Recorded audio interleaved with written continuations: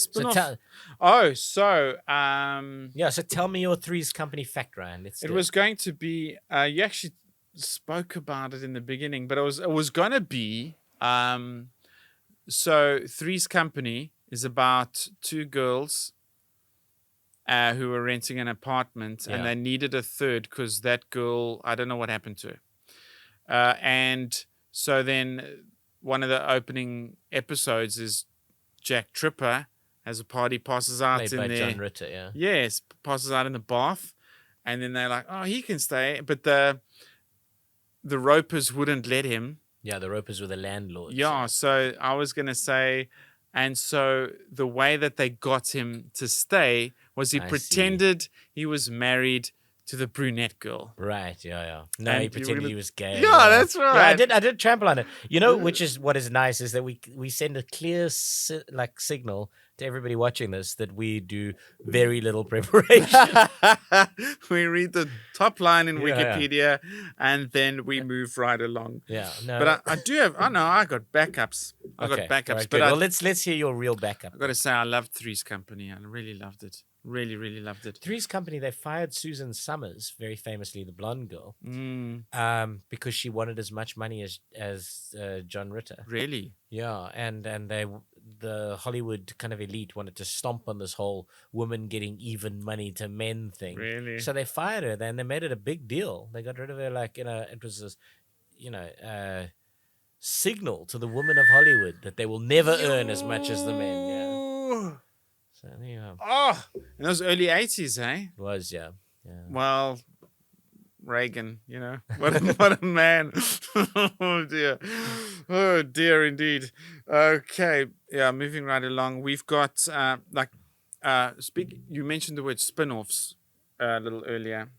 And yes, because you and I were talking about the Ropers as a sitcom was a spin-off of Three's Company. Yeah. Yes. So Cheers was not a spin-off of anything, but do you know what was a spin-off? But Frasier was a spin-off of Cheers. That's actually why I linked those two earlier. It's lovely, yeah, because he was one of the guys who came to the bar. That's right, Joe. Yeah. Cheers, very successful sitcom. One of the few TV shows in America. Here's my fact: in its first season, to be ranked the #1 TV show in America. No, that's nonsense. And I actually bizarrely, I know this. So the only reason that the Cheers landed up surviving was because I forget his name. The executive of the station really loved it personally, and he believed in it as a concept. But I think it ranked, and I'm literally gonna tell you the number. I think it ranked 77th out of 100 shows in its first year, and should have been cancelled. But because this guy was regarded as something of a visionary, and I wish I could remember his name. He was he was the dude. He was the guy who came up with the idea for Miami Vice as a TV show. He was like, he'd watched MTV and he was like, what if cops were MTV cops? And he came up with the idea for Miami Vice, and of course Miami Vice became this massive thing. And to this day he's regarded as an absolute TV legend, and I wish I could remember his name, but he kept Cheers going despite the fact that it absolutely bombed. Its first year was 1982. Those are all the facts to do with Cheers' first year. Yeah. I would like my prize, please, Deets. Fine, I was talking shit. Yeah.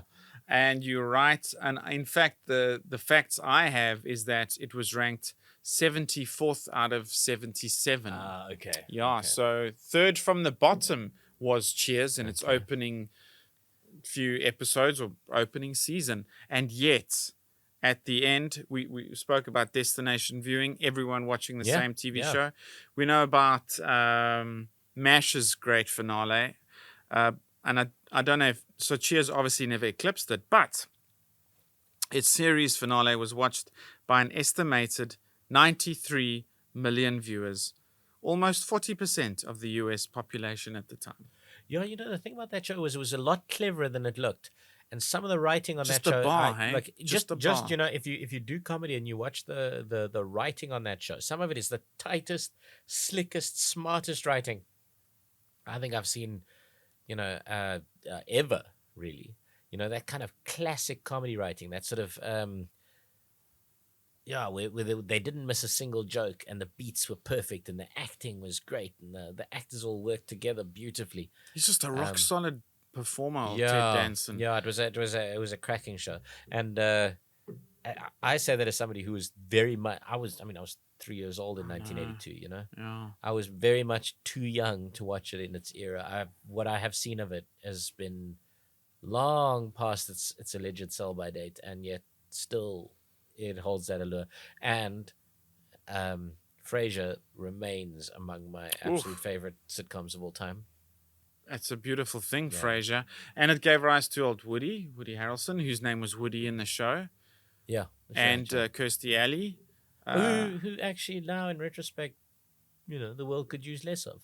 Kirstie. Yeah, she's become awkward. That's what the Twitter has taught us. Don't tweet with your heroes. Yeah, Really? yeah, shame. Kirstie. Anyway, what do you do? What do you do? Woody's gone on to do some things, though. I mean, he has, hasn't he? He's become a bit of a Hollywood legend, old Woody Harrelson. Like, and as Kelsey Grammer, and you look at Ah. and you look at some of the people that are on that show. The waitress, what's her name? The other waitress, the older lady. She was married to Danny DeVito for many years. Oh, really? Yeah. And obviously, Danny DeVito was in Taxi at the time. Ah. Yeah.